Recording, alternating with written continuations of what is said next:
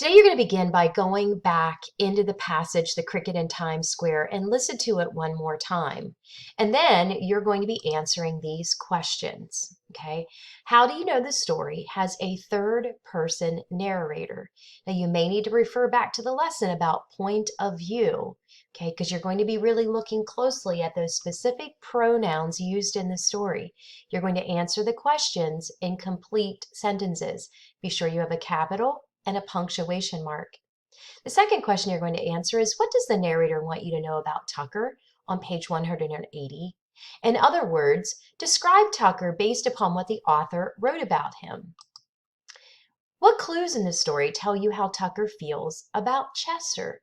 Again, you're answering in complete sentences. Okay.